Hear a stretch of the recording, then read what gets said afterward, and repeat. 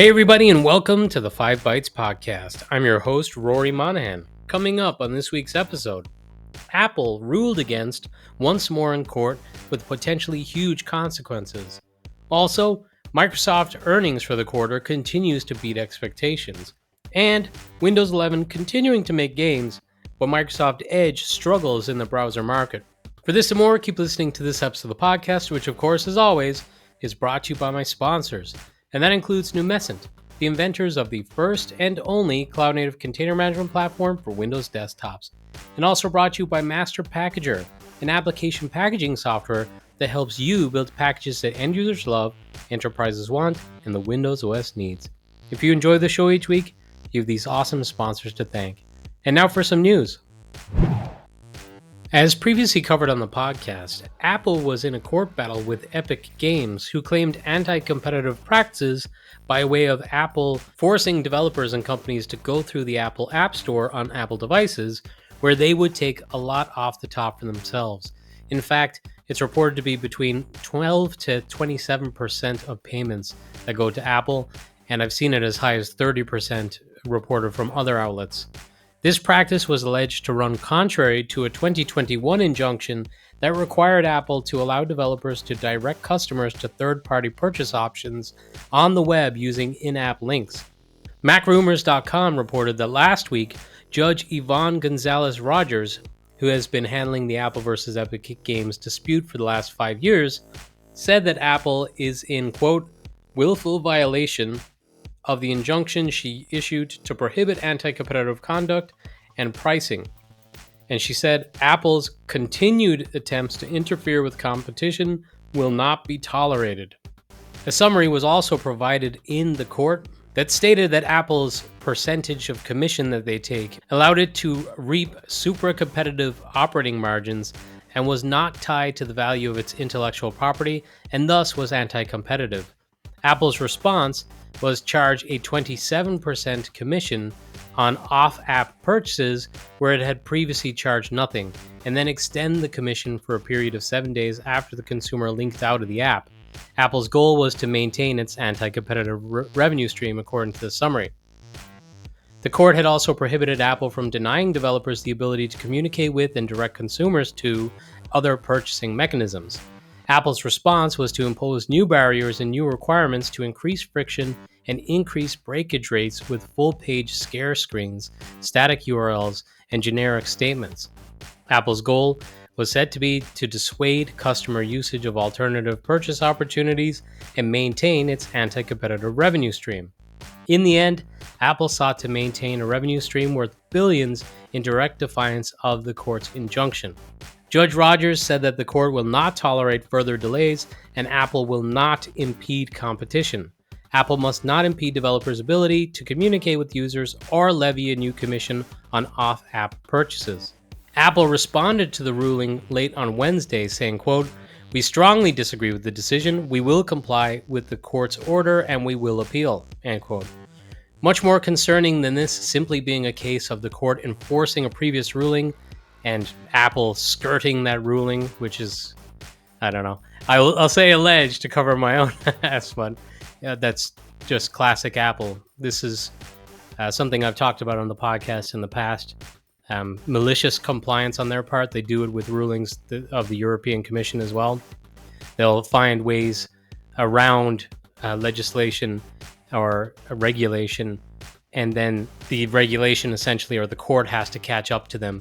So they have that period to basically flout the regulation or the legislation, which is, in my opinion, scumbag behavior. The court documents reveal that Apple knew exactly what it was doing and at every turn chose the most anti-competitive option, according to the judge. She said CEO Tim Cook ignored executive Philip Schiller's urging to have Apple comply with the injunction and allowed CFO Luca Maestri to convince him not to. Cook chose poorly, according to the judge. She also said Apple's Vice President of Finance, Alex Roman, outright lied under oath, which that's where this could have massive consequences, because someone lying under oath is, in fact, a crime. So this now wades into a potential personal conviction for this executive. Now, the cynic in me says that's just an empty statement. The judge is pointing out a crime was committed, but there's no intention to actually persecute the person who committed the crime. If it was you or I, they probably would, but an executive at Apple, probably not. And right off the back of this ruling by the court, Spotify says it has submitted an update to its iOS app that would, among other things, let US customers use payment options that aren't Apple's. They also talked about how the new app would allow for seamless transitions with the app between different subscription tiers. If all of this seems obvious and user-friendly, they say, you're right, and Spotify agrees. These are the kinds of improvements that any app should offer its users, says Spotify. And the fact that they haven't been able to deliver these basic services, which were permitted by the judge's order 4 years ago, is absurd. And I would agree, and it's one of the most frustrating aspects of Apple, in my opinion, this malicious compliance BS. They are not a company who acts in the best interests of its customers or in the best interests of just wider society. Great technology, great hardware, not a great company, in my opinion. Now, that's just my opinion. I'm sharing my opinion much more on this episode perhaps than I do on others, but yeah, that's it.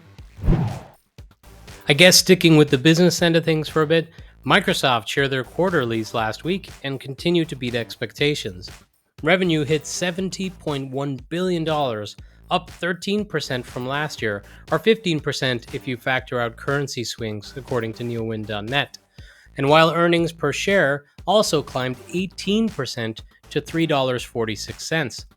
Azure and the broader cloud services clocked in with the same 33% growth rate as Q1, pulling ahead of Q2's 31% and reinforcing a steady upward trend. Microsoft 365 and Dynamics 365 pulled in $29.9 billion, a 10% lift from last year. 365 Commercial posted an 11% increase, while Dynamics 365 outpaced with 16%, and LinkedIn is still growing but at a slower 7%. Xbox content and services added 8%, and the search and news ads were the surprise standout, jumping 21%. And NeoWin suggests these gains helped keep the segment in the green, with Windows and Xbox pulling more than their weight. And that seems to be a bit of a trend just in general within the industry. It seems like advertising businesses are maybe outpacing some other aspects of the technology sector. Much of the focus of the earnings call focused on AI services. If you look at the transcript, no surprise there. Also, no huge surprise, for me at least, was the lack of a mention for Azure Virtual Desktop and Windows 365, which rarely seems to get a mention, unfortunately, and that would be something very useful for us in end-user computing, but unfortunately, it's not there once again. So, good news for Microsoft and its employees. Despite the turbulent markets, Microsoft continues to beat expectations.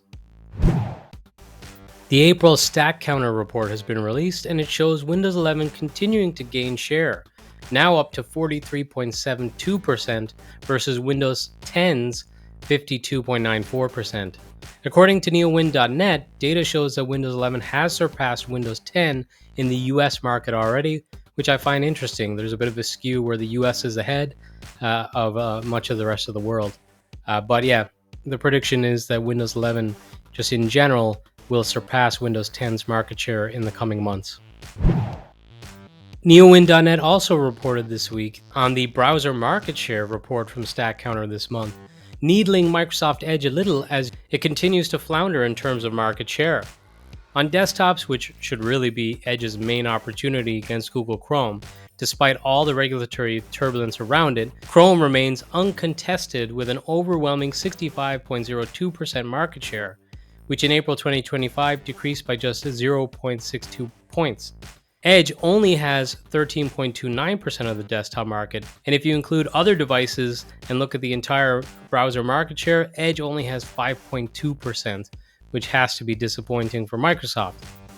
And I guess this lends even further credence to last week's story about several companies vying for Google Chrome as an acquisition, potentially as a means of getting their hands on the all-valuable user data that they can get from the browser. Chrome continues to be the standout browser in the market, and it is currently unabated in that. Last week, I covered the ransomware attack on Marks & Spencer in the UK. Well, two other high-profile UK retailers have also now disclosed cybersecurity incidents: Co-op and Harrods. Harrods is a luxury department store, and it's understood to have been forced to shut down some systems, but said its website and all its stores, including the Knightsbridge flagship store, its beauty and airport outlets, all continue to operate. It's understood the retailer first realized it was being targeted earlier last week. Harrods said in a statement, quote, "We recently experienced attempts to gain unauthorized access to some of our systems. Our seasoned IT security team immediately took proactive steps to keep systems safe, and as a result, we have restricted internet access at our sites today." End quote. They said they were not asking customers to take any action, indicating that it did not suspect data had been accessed. Harrods added, quote, "We will continue to provide updates as necessary." The Guardian newspaper also reported that the Co-op had to shut down some internal systems and warned staff to keep cameras on during online conferencing after detecting an attempted hack. Stores and online business continue to operate as usual, though. At the time of this recording, there is no confirmation around this all being one cyber gang who's attacked all three UK retail outlets. But if I was a betting man, I would say that it is very likely. And the MNS attack has been linked to a hacking group called Scattered Spider, who I believe are UK based. So this may make sense if they're targeting UK retailers and they're based in the UK. But I guess we'll see once the story develops further. Master Packager announced the release of Master Packager version 25.3.9229. And it includes several improvements, probably the most impactful of which is the streamlined updating mechanism for Master Packager that you can use going forward. Master Packager will always be kept up to date, automatically and silently for every user, and there's two different options you can use. You can use silent auto updates, which will just occur on a schedule, and again, you're not going to have to do anything for that update to occur. Or you can use interactive, where when the user runs the software, they'll be shown a pop-up notification displaying that the newer version update is available, and then they can initiate that update at a time that suits them. There's also been several improvements to not just the Master Packager product itself, but also to the dev product and other Master Packager solutions. So I'll share release notes if you'd like to see what else has been updated with this, and you'll find that with this episode at 5bytespodcast.com under episode 385. And by sheer luck, other show sponsor and also my employer, Numecent, unveiled a new feature recently, and that is the new Intune storefront in Numecent Cloudpager, which will allow administrators to easily add Cloudpaging application containers from Cloudpager into an Intune storefront, which will then publish those applications into their Microsoft Intune tenant. And those applications are published as Windows apps or Win32 apps within Intune, and they can be managed as such. So you could take your Cloudpaging application containers in Intune and do things like setting supersedence for application updates. You can do installs that are required, uninstalls that are required, make applications available via the company store, set dependencies, and so on. So this is a pretty big feature announcement, as a lot of enterprises are already using Intune for managing some of their applications, and now they can use a best-in-class container format in Numecent Cloudpaging application containers to modernize the way they manage the applications. And it can also accelerate application deployment times as well. Whereas if you to take perhaps like a 1 to 6 gig application and try to deploy that within Intune as a net new package, it could take hours. With this, that 1 to 6 gig application will be within minutes, like the next refresh cycle, because Cloudpaging application containers deployed through Intune are delivered via a pull mechanism rather than the Intune push mechanism. So the package is always quite small because it's going to be pulled on demand. And I'll share a link to the blog post announcing the launch with this episode if you'd like to check out more for yourself. Ars Technica reported earlier this month that researcher Daniel Wade reported that you can use the remote desktop protocol to access Windows machines with revoked credentials, and he provided step-by-step instructions for reproducing the behavior. and he warned that the design defies nearly universal expectations that once a password has been changed, it can no longer give access to any devices or accounts associated with it.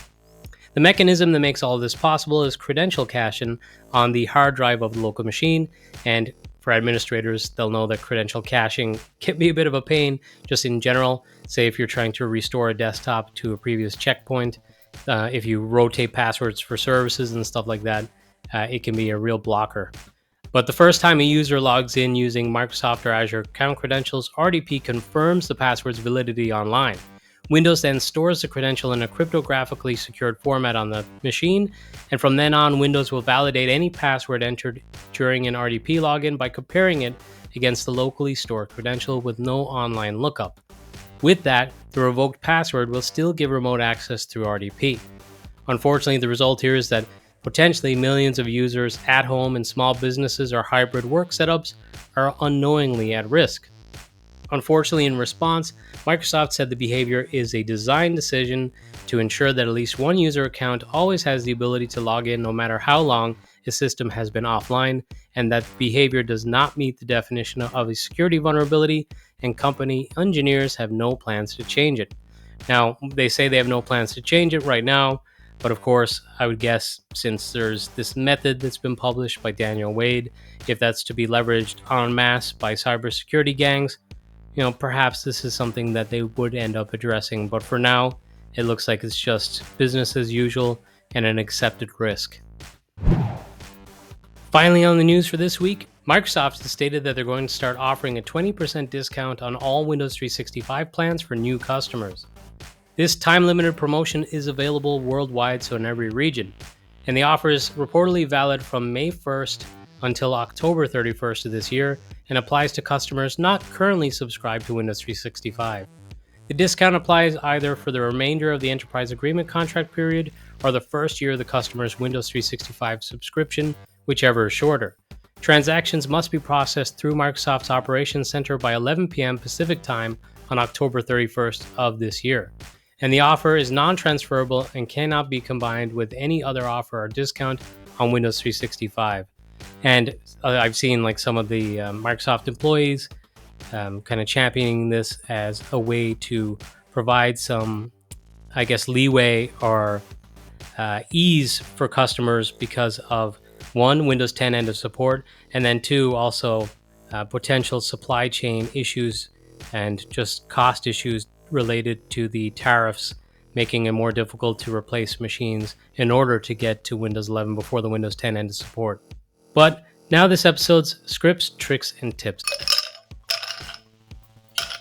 Just going to keep it short this week because I'm trying to get an episode out before I travel to MMS. So yeah, hey, a tip. If you're at MMS in the Mall of America, come by the Numecent booth. I'm going to be there. Say hello. But the one tip for this week is a video hosted by PDQ, which is an awesome company. It's on their YouTube channel, and it covers the basics of the PowerShell pipeline with guest Lucas Allman. So yeah, I'll leave it there. Thank you so much for listening as always, and I'll catch you next week, and hopefully we'll be back in the regular release cadence for episodes from then. Thank you.